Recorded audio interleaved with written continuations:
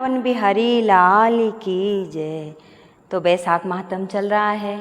बैसाख मास में आज बड़ी प्यारी कथा सुनेंगे कि एक बंदरिया की, कैसे बंदरिया ने बैसाख स्नान किया और विष्णु भगवान की कृपा से कैसे बंदरिया रानी बनी। तो एक समय की बात है कि एक राजा था। राजा बड़ा ही धर्मात्मा सत्यवादी था। वो अपनी प्रजा का पुत्रवत पालन किया करता था। एक दिन राजा ने मन में विचार किया कि सारी दुनिया बैसाख का स्नान करती है, क्यों ना मैं भी बैसाख का स्नान करूं। और मैं तो इस प्रजा का राजा हूं, तो सबसे पहले मैं ही स्नान करूंगा और मेरा ये आदेश सारी प्रजा मानेगी। तो राजा ने सारे नगर में ढिंढोरा पिटवा दिया कि मैं बैसाख स्नान करूंगा। अगर मुझसे पहले कोई स्नान करेगा, यदि कोई पुरुष स्नान करेगा, तो मैं उसको अपने राज्य का आधा राज्य दे दूंगा। अगर कोई स्त्री बैसाख स्नान कर मेरे से पहले करेगी, तो मैं उससे विवाह कर लूँगा और वो मेरी रानी बन जाएगी।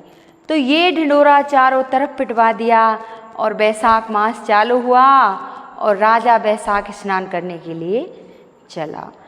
बैसाख स्नान करने जैसे ही जाता राजा, और जैसे गोते लगा के बाहर आता, तो कई दिन निकल गए, लेकिन उसके मन में एक संचय था कि जब भी वह जाता तो जल उसको हिलता हुआ मिलता और जो घाट था वह भी गीला मिलता।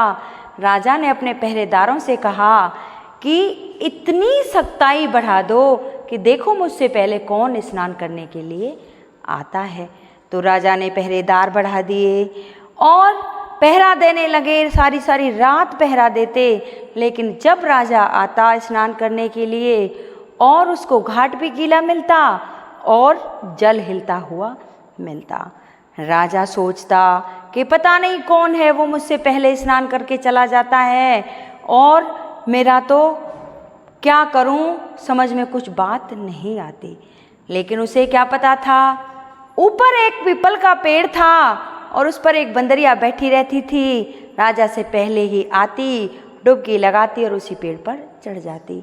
बंदरिया को अपना पिछला जन्म याद था और विष्णु भगवान की बड़ी भक्त थी, इसलिए भगवान में अपने आस्था रखती और बैसाख स्नान नित्य प्रति किया करती थी और पूर्व जन्म की उसे सारी बातें याद थी। तो राजा ने कहा कि अब ज़्यादा सख्ताई कर दो, पहरा ज़्यादा बढ़ा दो। अब जैसा ही पहरा बढ़ाया, मंत्रीगण ज़्यादा हो गए, तो एक मंत्री ने देखा कि राजा से पहले एक बंदरिया और स्नान कर रही है।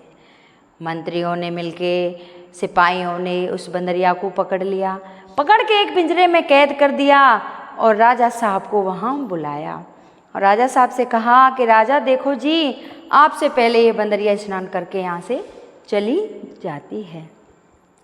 तो राजा बंदरिया से बोले कि क्या बात है, जब मैंने सारे नगर में ढिंढोरा पिटवा दिया तो मुझसे पहले तुम स्नान क्यों करती हो। तो बंदरिया को तो अपना पूर्व जन्म स्मरण था। वह बोली कि जैसे आप माँ बैसाख का स्नान करना चाहते हो, वैसे ही मैं भी स्नान करना चाहती हूँ। मैं भी पूर्व जन्म में, और मुझे जो भी बातें वो सारी याद हैं, इसलिए मैं आदमी की जैसे, इंसान जैसे आपसे बात कर सकती हूँ। तो राजा तो वचन का पक्का था। अब राजा के कथन अनुसार उसको शादी करनी थी। अब तो राजा उस बंदरिया से विवाह कर लेता है। जैसे ही बंदरिया से विवाह करके और महल में आता है, सारी रानियां उस बंदरिया का मजाक उड़ाती हैं। अरे देखो, राजा साहब बंदरिया से शादी करके आ गए, अब तो रानी बनेगी, महारानी बनेगी, ऐसा कहती हैं। वह बंदरिया चुपचाप रहती है और अपने शादी का पूरा फर्ज निभाती है। राजा भी अपनी पत्नी धर्म पूरा निभाते हैं। ऐसे ही ऐसे समय व्यतीत होता है। भगवान विष्णु की अपार कृपा से कुछ दिन बाद बंदरिया जो होती है वो गर्भ से रह जाती है। अब जैसे ही बंदरिया गर्भवती होती है तो महल में हड़कंप सा आ जाता है। सारी रानियां कहती हैं कि हमारी तो आज तक कोई संतान नहीं हुई, ये बंदरिया हुई है, इसके संतान होगी। तो पता नहीं क्या होगा, और राजा तो इसे रानी बना देगा, उसका जो बच्चा होगा वो भी महाराज बन जाएगा, हम तो बांदी की बांदियाँ रह जाएंगी। कुछ दिन समय व्यतीत हुआ और एक दिन वह बंदरिया राजा से बोली कि राजा साहब, मेरा प्रसव का समय नज़दीक आ रहा है, और जब मेरी प्रसव पीड़ा होगी, जब मुझे दर्द होंगे, तो मैं कैसे आपको बुलाऊंगी। राजा बोला कि आप चिंता ना करो। राजा ने एक घंटी ली और उसके कमरे में टंगवा दी कि इसको जब भी आप बजाओगी मैं दौड़ा दौड़ा चला आऊँगा।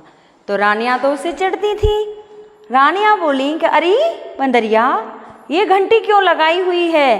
तो वो बोली कि राजा साहब ने घंटी लगाई है और उन्होंने कहा है जब भी इसको तुम बजा दोगी मैं दौड़ा दौड़ा आ जाऊँगा। तो रानियाँ बोली कहीं नहीं आएगा राजा, तू एक बार जरा चेक करके तो देख। अब जैसे ही उसने घंटी बजाई, राजा दौड़ा दौड़ा आया। बोला बंदरिया से, क्या आपके दर्द शुरू हो गए हैं, क्या बात है, क्यों बुलाया।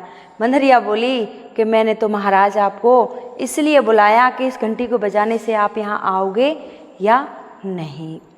तो महाराज को गुस्सा आ जाती है। राजा उस घंटी को उतरवा देता है और वहाँ से चला जाता है।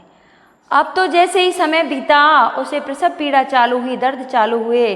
अब तो कहे कि इससे रानियाँ आईं और वो रानियाँ से बोली कि मेरे तो बहुत तेज़ दर्द हो रहा है। रानियाँ बोली अरे आँखों से पट्टी बांध ले और आँखों से पट्टी बांध कर लेट जा, तेरा दर्द कम हो जाएगा। वो आँखों से पट्टी बांध लेती है और लेट जाती है। अब कुछ ही समय के बाद उसके अति सुंदर एक पुत्र पैदा होता है। पुत्र पैदा होता है। जो रानियाँ थीं उस पुत्र को देखती हैं। देखते ही उनके मन में बड़ा ही गिलानी आती है कि हम पे तो आज तक बच्चा हुआ नहीं और इस बंदरिया के इतना सुंदर लड़का हुआ है, अब तो ये रानी बन जाएगी, महारानी हो जाएगी, हम तो बांदी रह जाएंगी। और सबसे बड़ी रानी थी, उसको एक कपड़े में लपेटती है और दासी को बुलाती है और उससे कहती है अरे दासी, ले इसको ले जा और गंगा जी में जल प्रवाह करा। अब दासी उस बच्चे को ले जाती है और जब वो बच्चा रोता है तो दासी के मन में एक दया आ जाती है। वहीं एक कुम्हार था और वो बर्तन बना रहा था। चुपके से उसके बर्तन में वो लड़का रखाती है और घर वापस आ जाती है। इधर महाराज दरबार में से अंदर जाते हैं और पूछते हैं कि बंदरिया को क्या हुआ। तो जो रानियाँ थी उसके पास एक पत्थर रख देती हैं और महाराज से कहती हैं कि महाराज बंदरिया के क्या हुआ, ये पत्थर हुआ है। तो राजा बोला जब इन दोनों रानियों के ही कुछ संतान नहीं हुई तो इस बंदरिया से क्या आशा करूं, इसके क्या होगा। अब तो राजा वहाँ से निराश होकर चला जाता है कि मैं तो निपुत्री की निपुत्री ही रहा, गंगा में स्नान किया, बैसाख भी स्नान किया, फिर भी कुछ फल नहीं मिला। अब तो वो जो कुम्हार का था वो उस लड़के को देखता है और देखते ही छाती से लगा लेता है और अपने घर ले जाता है और घर ले जाके अपनी घरवाली को दिखाता है कि देखो ये बर्तन में मुझे मिला था। उसकी जो घरवाली थी वो कहती है कि ये तो कोई राजस्वी बच्चा है, कितनी सुंदर वस्त्र में लिपटा हुआ है, चलो कोई ना, हमारे भी कोई संतान नहीं थी, इससे हम इसका पालन पोषण कर लेंगे। अब तो समय व्यतीत हुआ, लड़का धीरे धीरे बड़ा होने लगा। अब जैसे ही लड़का बड़ा होने लगा तो जो वो दासी थी एक दिन अपनी सहेली के पास जाती है और बातों बातों में ही वो बंदरिया का सारा रहस्य अपनी सहेली को बता देती है और कि कैसे बंदरिया ने एक लड़के को जन्म दिया था और उसको एक कुम्हार के यहाँ मैं कैसे छोड़ के आई। वहाँ वो लड़का होता है, वो ये सारी बातें सुनता है और सुनते ही अपने माँ बाप को जाके बताता है कि देखो ऐसे ऐसे बात है और मैं तो राजा का लड़का हूँ। तो वो कहता है कि सच्चाई बात है, आप राजा के ही लड़के हो, हमें तो जैसे आपने बताया वैसे ही मिले थे, लेकिन हम कहेंगे तो राजा हमें मरवा देगा, वो विश्वास नहीं करेगा। तो जो कुम्हार का लड़का था वो कहता है कि पिताजी मेरे लिए हाथी और घोड़े मिट्टी के बनवा दो। अब उसके पिता ने मिट्टी के हाथी घोड़ी बनवा दिए और जहाँ वो दासियाँ पानी भरने के लिए आती वहीं बैठ जाता है। जैसे ही वो दासियाँ दोनों आती हैं पानी भरने के लिए और उनसे कहता है अरे दासी जरा हमारे इस घोड़े हाथी को भी पानी पिला दो। तो वो दासी बोलती हैं अरे मूर्ख, कहीं मिट्टी के घोड़े हाथी पानी पीते होंगे। तो वो कहता है कि जब राजा को विश्वास हो गया कि बंदरिया ने पत्थर को जन्म दिया है तो ये हाथी घोड़े क्यों नहीं पानी पी सकते मिट्टी के?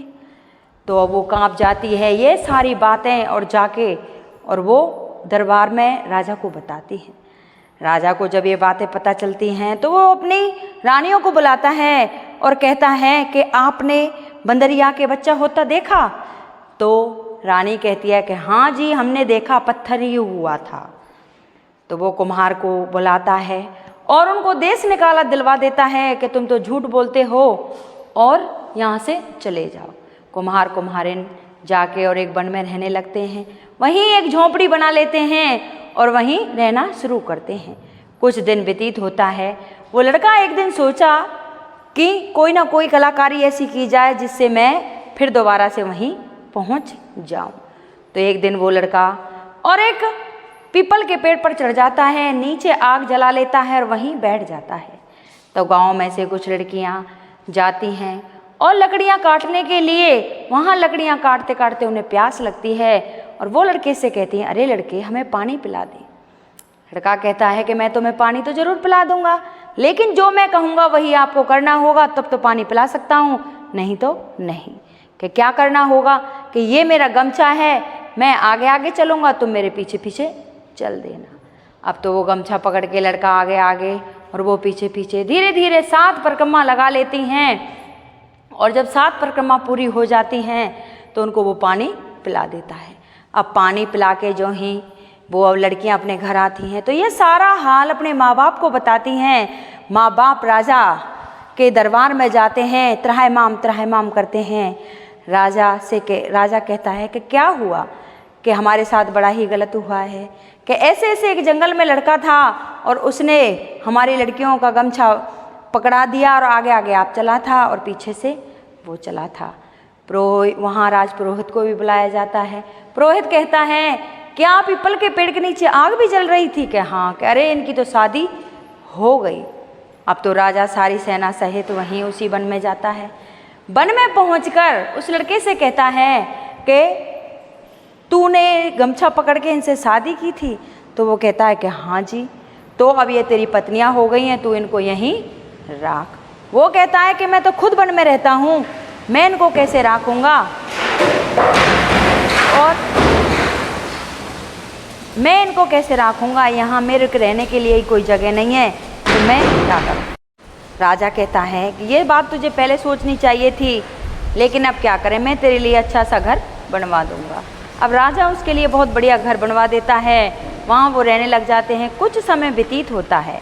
समय व्यतीत होने पर और उनकी जो 3 लड़कियों से शादी की थी, तीनों के बड़े सुंदर पुत्र पैदा होता है। पुत्र पैदा के एक बच्चा पैदा हो जाते हैं और फिर वो एक दिन राजा के दरबार में जाता है और राजा से कहता है कि महाराज, आपने मेरे लिए घर दे दिया, पत्नी आ गई और आज कृपा करके आप मेरे यहाँ भोजन पर आ जाना और अपनी रानियों को भी साथ में ले आना। अब तो राजा अपनी रानियों को लेकर उसके यहाँ भोजन पर जाता है। अब भोजन पे जाते ही 2 रानियों को ले जाता है और एक बंदरिया को वहाँ छोड़ जाता है।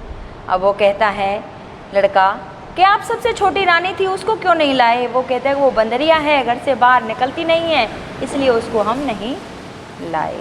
कि नहीं महाराज, आपको उसको भी लाना चाहिए। अब उस लड़के की आग्रह पर राजा उसको बंदरिया को वहाँ बुलाता है और बुलाने के बाद जैसे ही बंदरिया आती है उसके चरण स्पर्श करता है। अब चरण स्पर्श करके अपनी पत्नियों से कहता है कि सुनो, एक एक करके इनकी गोदी में ये बच्चे दो और इनके पैर छुओ। जो 2 रानियाँ थीं उनसे क्रोधित हो जाती हैं, गुस्सा हो जाती हैं कि हमारा अपमान करने के लिए हमें यहाँ बुलाया है और हम तो यहाँ से जा रही हैं। अब तो वो वहाँ से चली जाती हैं। अब जाने के बाद राजा कहता है कि तूने क्या किया? कि सच किया है, ये मेरी माँ है। कि माँ के हाँ, उस दासी को बुलाओ। अब उस दासी को बुलाया जाता है। दासी सारा हाल बता देती है कि हाँ महाराज, लड़का हुआ था और मैंने ही उन कुम्हार के यहाँ इसको छोड़ा था।